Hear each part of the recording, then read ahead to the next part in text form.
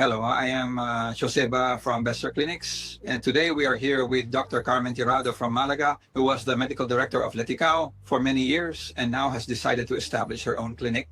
Tell us, how does it feel to work with your own clinic without being under someone else's orders? Well, the truth is that it feels like a relief because this is allowing me to completely organize the patients, give them the time I believe they need, and in the end, provide a more personal, closer approach. And I think with this, we will be able to achieve a much better result. What do you think are the main keys for a transplant?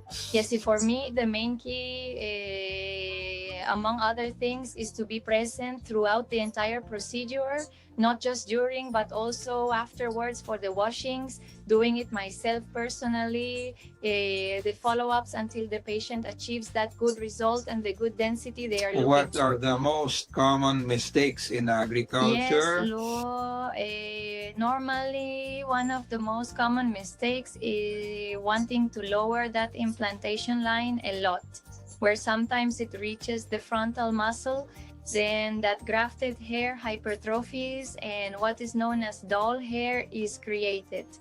To preserve that natural result, it is always very important to conduct a study of the patient, ensuring they have a good donor area with good follicular units, and especially to consider the facial features of that anatomy to avoid making such types of mistakes. Okay, which parts of the operation do you do? What are the pieces? Yes, as I said earlier, throughout the entire procedure, I'm always focused when it comes to inserting the hair.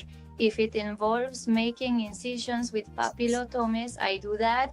And then when it comes to inserting it, my colleagues do it. If it were with an implanter, I would do it completely myself. Okay, then I ask you to work with the assistants, Saray and Marta, and tell me about them. Yes, well, look, Marta is a nurse.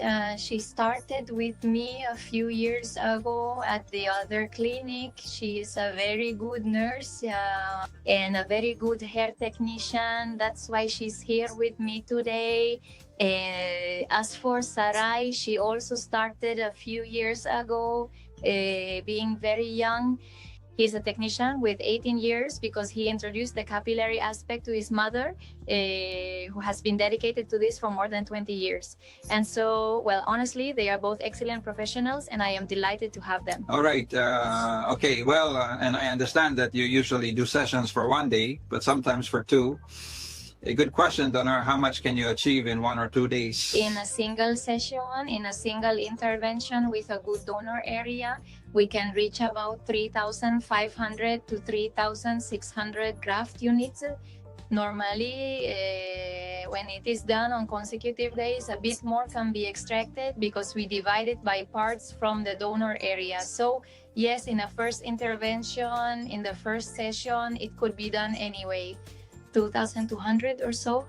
And in the second session, on the second day, around 2,000 units. So the total would be around 4,000, 4,200. The benefits, yeah, it's been a big operation. The word, how many days instead of 1, or do you think 1 is fine? It depends on the patient's need. That is, if the patient truly needs those 4,000 units, 10 consecutive ones can be done. If it's more, what we do is a first intervention of the maximum possible circular unit, no? That, as we have said, we can reach up to 3,500 and then schedule a second intervention for your brother. That usually the donor area has already recovered enough to extract a higher number and achieve a very good donor area again, at least. That's when they reach those 100,000 units. Well, if there is any complicated case that you remember. Yes, I remember. I have it very much in mind. When I started with hair interventions, well, a guy who came from far away, came from Asturias, had very advanced alopecia, so much so that my colleague didn't want to perform the intervention, and I had to do it. And it's a guy on whom we did a single intervention, and today he has excellent density and is delighted. In Fine. fact, I still have very good night with him. Well, any memorable moment in your career that you remember? The second year starting, we covered the masters in aesthetic medicine came out. Some doctors with Spanish names started.